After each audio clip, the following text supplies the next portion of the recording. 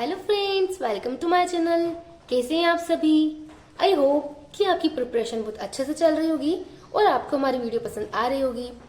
तो चलिए आज की वीडियो में हम स्टार्ट करेंगे सिनोनियम और एंटोनियम्स, जो एग्जाम में बार बार रिपीट होते हैं। हर बार वही नहीं जीतता जो ज्यादा पढ़ता है, जीतता वो है जो सही जगह पर सही चीजें बार बार पढ़ता है। अब वक्त है उन शब्दों का जो हर साल पेपर में दोहराए जाते हैं, वो सिनोनियम और एंटोनियम्स, जो ब्लैक बुक के असली हीरे हैं। अगर सिलेक्शन चाहिए तो रट्टा नहीं, समझदारी से याद करना सीखो, क्योंकि ये सिर्फ एक वीडियो नहीं है, ये तुम्हारी टॉपर बनने की सीढ़ी है। तो चलिए शुरू करते हैं टॉप 100 मोस्ट रिपीटेड सिनोनियम और एंटोनियम का सफर। और साथ ही वीडियो पर लास्ट तक बने रहे ताकि आप इन इम्पोर्टेंट वर्ड्स को याद कर सकें और अच्छे से सीख सकें। आप देख सकते हैं कि टॉप 100 सिनोनिम्स और एंटोनियम एग्जाम में 1342 बार पूछे गए हैं, तो आप सोच सकते हैं कि ये कितने ज्यादा इम्पोर्टेंट है। तो चलिए अब हम देर ना करते हुए वीडियो को स्टार्ट करते हैं। फर्स्ट वर्ड है अबेंडेंट। इसका मतलब होता है प्रचुर मात्रा में। ठीक है, ये वर्ड एसएससी के एग्जाम में 15 टाइम रिपीट हुआ है और अदर एग्जाम में ये वर्ड 9 टाइम रिपीट हुआ है। तो अबेंडेंट का मतलब होता है एक्सिस्टिंग और अवेलेबल इन लार्ज क्वांटिटीज या प्लेंटीफुल, यानी कि बहुत ज्यादा मात्रा में उपलब्ध होना। इसके सिनोनिम्स है प्लेंटीफुल, एम्पल, प्लेंटी, ये कॉपियस।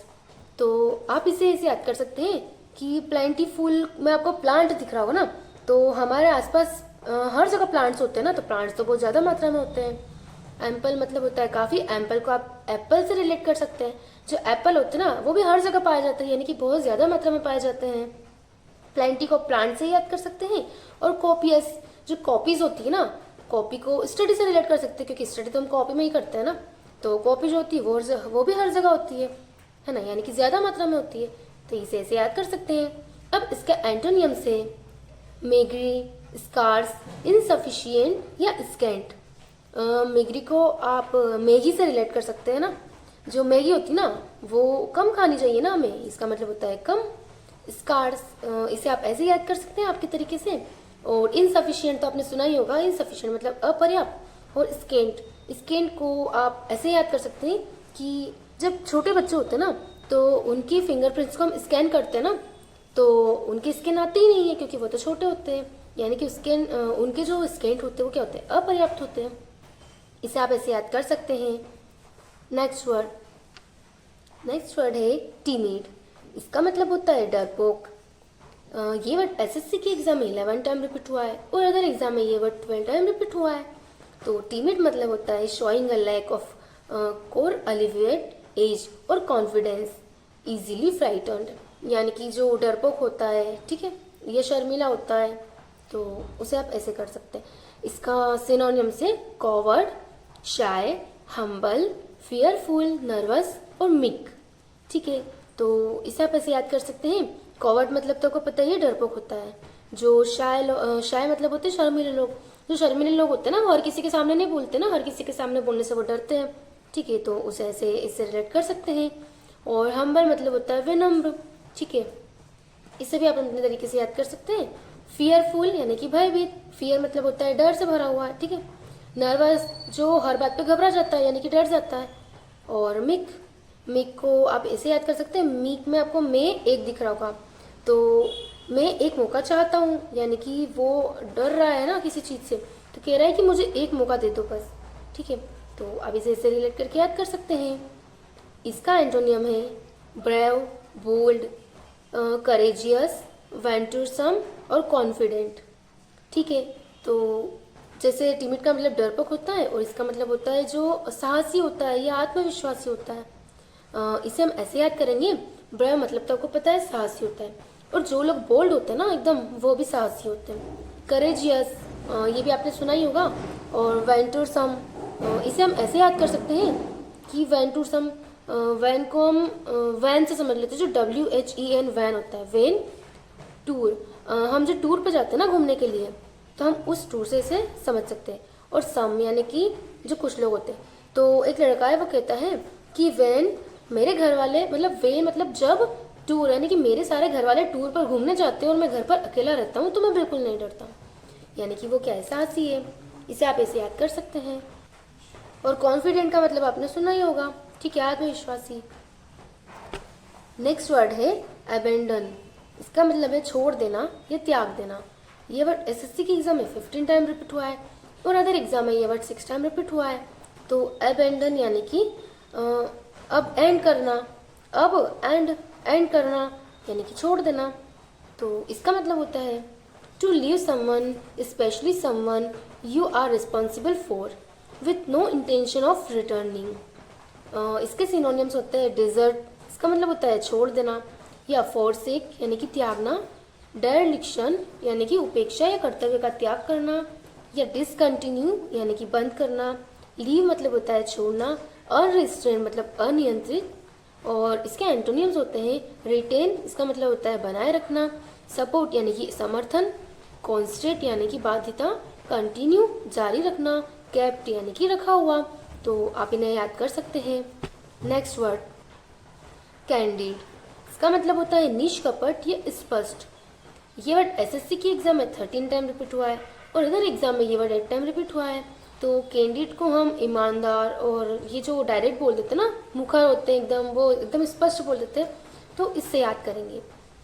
इसका मतलब होता है ट्रूथफुल एंड स्ट्रेट फॉरवर्ड या फ्रैंक। इसके साइनोनियम होते हैं frank, honest, forthright, blunt, direct, outspoken और स्ट्रेट फॉरवर्ड।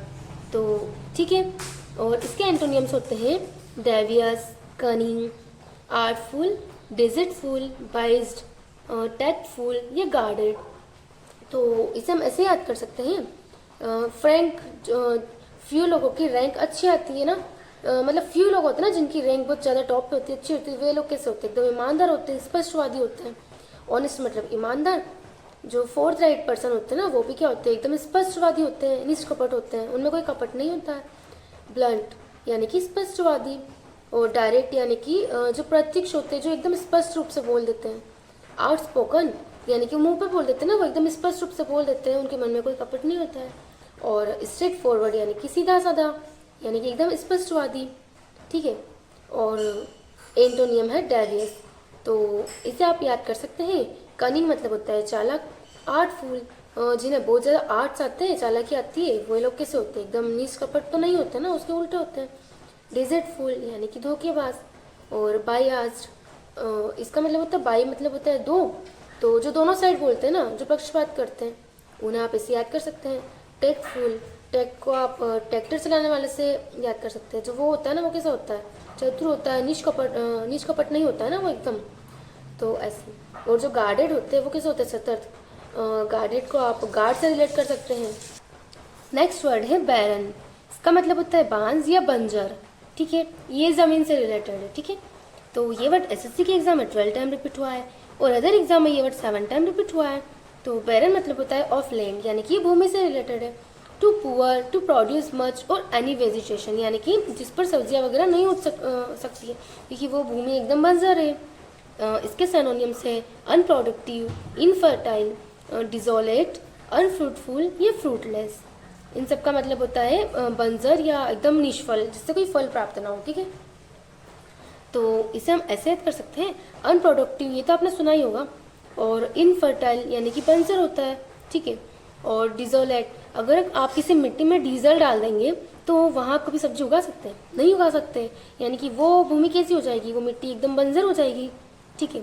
अनफ्रूटफुल यानी कि जहाँ पे आप फ्रूट्स नहीं उगा सकते, आप इसे से याद कर सकते हैं, ठीक है। तो वो भूमि कैसी होगी, एकदम बंजर होगी, उससे कोई फल ही प्राप्त ना होगा।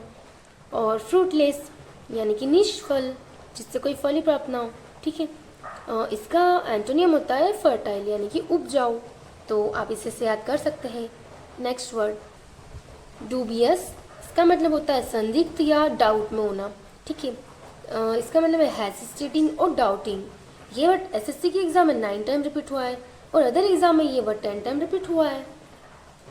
इसका साइनोनियम्स है डाउटफुल, फिशी, अनसर्टेन और अनक्लियर, ठीक है। तो उसका मतलब होता था कि संदिग्ध या डाउट में होना, ठीक है। तो डाउटफुल यानी कि संदेहपूर्ण, एकदम फिशी होना यानी कि संदिग्ध होना, अनसर्टेन होना यानी कि अनिश्चित होना, और अनक्लियर यानी कि अस्पष्ट होना, ठीक है। और इसका एंटोनियम्स है लाइकली, सर्टेन, इंडिस्प्यूटेबल और ट्रस्टवर्दी, इनकंटेस्टेबल। इन सब का मतलब होता है संभवत होना या निसंदेह, मतलब इस पर कोई संदेह ना होना, एकदम विश्वसनीय होना। तो आप इसे याद कर सकते हैं। नेक्स्ट वर्ड फीबल, इसका मतलब होता है कमज़ोर। ये वर्ड एसएससी के एग्जाम में 10 टाइम रिपीट हुआ है और अदर एग्जाम में ये वर्ड 9 टाइम रिपीट हुआ है। तो फीबल मतलब होता है lacking physical strength especially as a result of age और इलनेस, यानी कि कमज़ोर होना शरीर से। तो इसका साइनोनियम्स है वीक या विम्पी, इन दोनों का मतलब होता है कमज़ोर होना, ठीक है। और इसके एंटोनियम्स है strong, effective, sturdy, powerful, competent और ड्यूरेबल, ठीक है। तो हम इसे ऐसे याद कर सकते हैं कि जो कमज़ोर होता है ना, यानी कि वीक यानी कि कमज़ोर, और विम्पी मतलब भी होता है कमज़ोर। अब स्ट्रॉन्ग को हम ऐसे याद करेंगे, यह है स्ट्रॉन्ग, ठीक है, इसका तो पता ही होगा। इफेक्टिव यानी कि जो बहुत ज़्यादा इफेक्टिव होता है ना, प्रभावी, यानी कि उसमें वो एकदम मजबूत चीज़ है तभी तो उसकी ओर इफेक्टिव हो रहा है, ठीक है। तो स्टडी, स्टडी मतलब मजबूत। तो हम कैसे स्टडी करते हैं, एकदम मजबूत स्टडी करते हैं, ठीक है। यानी कि हम टाइम पास तो नहीं करते ना, स्टडी तो अच्छे से की जाती है। तो आप इसे ऐसे याद कर सकते हैं। पावरफुल यानी कि शक्तिशाली, पता ही होगा। कॉम्पिटेंट, कॉम्पिटेंट को हम जो कंपटीशन में जो हम है ना, जैसे हम कंपटीशन की तैयारी कर रहे हैं, जैसे आप, ठीक है। तो जो कंपटीशन की तैयारी करते हैं वो लोग कैसे होते हैं, एकदम सक्षम होते हैं, एकदम मजबूत इरादे के साथ होते हैं, ठीक है। और ड्यूरेबल, ड्यूरेबल को ऐसे याद कर सकते हैं कि ड्यूर यानी कि दूर दिख रहा है ना आपको, तो जो चीज़ ज़्यादा दूर तक चलती है यानी कि जो टिकाऊ होती है यानी कि मजबूत होती है, तो इसे आप ऐसे याद कर सकते हैं। नेक्स्ट वर्ड फ्रूगल, ये फ्रूगलिटी, इसका मतलब होता है अल्पव्ययी। ये वर्ड एसएससी के एग्जाम में 11 टाइम रिपीट हुआ है और अदर एग्जाम में ये वर्ड 8 टाइम रिपीट हुआ है। तो इसका मतलब होता है स्पेरिंग और economical with regard to money और फूड, यानी कि जो कम पैसों का खर्च करता है या अल्पव्ययी होता है, एकदम कंजूस होता है, ठीक है। इसका साइनोनियम्स होता है इकोनॉमिकल यानी कि किफ़ायती, जो ज़्यादा खर्च नहीं करता है। और इसका एंटीनियम्स होते हैं एक्स्ट्रावेजेंट, प्रोडिगलिटी, जेनरोसिटी, लग्जरी या एक्स्ट्रावेजेंस, ठीक है। इसे हम ऐसे याद करेंगे। इकोनॉमिकल मतलब तो किफ़ायती होता है, ठीक है, आपने सुना होगा। एक्स्ट्रावेजेंट को एक्स्ट्रावेजेंट यानी कि जो एक्स्ट्रा खर्च करता है, ठीक है, जो एक्स्ट्रा खर्च करता है यानी कि जो फिजूल खर्च होता है। प्रोडिगलिटी यानी कि एक लड़की है, गर्ल है ना, उससे अपने ऊपर बहुत प्राउड है, मतलब वो समझती कि मैं बहुत ज़्यादा पैसे वाली हूँ, और वो क्या करती है, फिजूल का खर्च करती है, ठीक है। जेनरोसिटी, इसका मतलब है तो उदारता। तो जो लोग उदार होते हैं ना, वे क्या करते हैं, वे लोगों को की हेल्प करते हैं, लोगों को पैसे और आर्थिक मामले में जो होते हैं वो उनकी हेल्प करते हैं, ठीक है। तो आप इसे भी याद कर सकते हैं। लग्जरी तो आपने सुना ही होगा, विलासितापूर्ण जो जीवन जीता है, यानी कि बहुत ज़्यादा पैसे होते हैं जिसके पास। एक्स्ट्रावेजेंस, एक्स्ट्रा ये आपने आपको बताया ये कि एक्स्ट्रा मतलब जो एक्स्ट्रा खर्च करता है ना, उसे हम ऐसे याद कर सकते हैं कि जो बहुत ज़्यादा खर्च करता है, यानी कि फिजूल खर्च है, ठीक है। नेक्स्ट वर्ड, ये नेक्स्ट वर्ड है स्प्यूरियस, यानी कि जाली होना, जाली या नकली या धोखाधड़ी, इससे रिलेट कर सकते हैं, ठीक है। तो ये वर्ड एसएससी के एग्जाम में 10 टाइम रिपीट हुआ है और अदर एग्जाम में ये वर्ड 9 टाइम रिपीट हुआ है। तो स्प्यूरियस को आपको यहाँ दिख रही होगी पूरी, है ना। तो हम मतलब कोई एक लड़का होगा, वो कोई पूड़ी खाने गया होगा, मतलब खाना खाने गया होगा, तो उसने देखा कि वो जो लोग बनाने वाले थे ना, वो क्या कर रहे थे कि उस पूड़ी को नकली तेल में निकाल रहे थे, ठीक है। तो स्प्यूरियस मतलब एकदम नकली होना, बनावटी या जालीदार होना, ठीक है, यानी कि not being what is purposed to be, false और फेक। इसके सिनोनियम्स है फेक यानी कि नकली होना, आपने सुना ही होगा। फ्रॉडुलेंट यानी कि धोखाधड़ी, जो फ्रॉड लोग होते हैं ना वो धोखेबाज होते हैं। फेंड यानी कि बनावटी, ठीक है, इसे याद कर सकते हैं। इसका एंटोनियम्स होता है ऑथेंटिक या जेन्युइन, है ना। जो स्प्यूरियस होते हैं वो नकली होते हैं, नकली का उल्टा होता है वास्तविक या असली होना। तो ये आपने सुना ही होगा ना, ऑथेंटिक और जेन्युइन, तो आप इसे याद कर सकते हैं। नेक्स्ट वर्ड है एब्सर्ड यानी कि बेतुका। ये वर्ड एसएससी के एग्जाम में 10 टाइम रिपीट हुआ है और अदर एग्जाम में ये वर्ड 8 टाइम रिपीट हुआ है। तो एब्सर्ड मतलब होता है एकदम बेकार सा, जो बेतुका होता है ना, कि जिसमें कोई कुछ किसी काम का ही नहीं होता, एकदम, ठीक है, ऐसे समझ सकते हैं आप। इसका सिनोनिम्स होता है रेडिक्यूलस, फुलिश, सेंसलेस या अनरीजनेबल। रेडिक्यूलस मतलब होता है ऊट पटांग, और फुलिश मतलब तो आपने सुना ही होगा, जो मूर्खता से भरा हो, यानी कि किसी काम का नहीं, एकदम बेतुका सा है। सेंसलेस यानी कि जिसमें कोई सेंस ही ना हो, एकदम बेकार, निरर्थक। और अनरिजनेबल यानी कि अतार्किक, ये आपने सुना ही होगा। इसके एंटोनियम्स होते हैं सेंसिबल, इसका मतलब होता है समझदार। रिजनेबल यानी कि उचित या एकदम तर्कसंगत, ठीक है। रियलिस्टिक यानी कि वास्तविक, जो एकदम रियल होते हैं, है ना, ये किसी काम के होते हैं। रैशनल मतलब होता है तर्कसंगत, जिसमें कोई तर्क होता है, बेकार सा तो नहीं होता है। तो इसे आप ऐसे याद कर सकते हैं। तो आज की वीडियो में हम 10 वर्ड्स को रखेंगे, नेक्स्ट वीडियो में हम इसके आगे का कंटिन्यू रखेंगे। आपको हमारी वीडियो कैसी लगी कमेंट में ज़रूर बताएं, और अगर वीडियो पसंद आई तो आप हमारी वीडियो को शेयर कीजिए अपने दोस्तों तक। अगर वीडियो पसंद आई हो तो चैनल को सब्सक्राइब और वीडियो को लाइक ज़रूर कीजिएगा। चलिए नेक्स्ट वीडियो में मिलते हैं।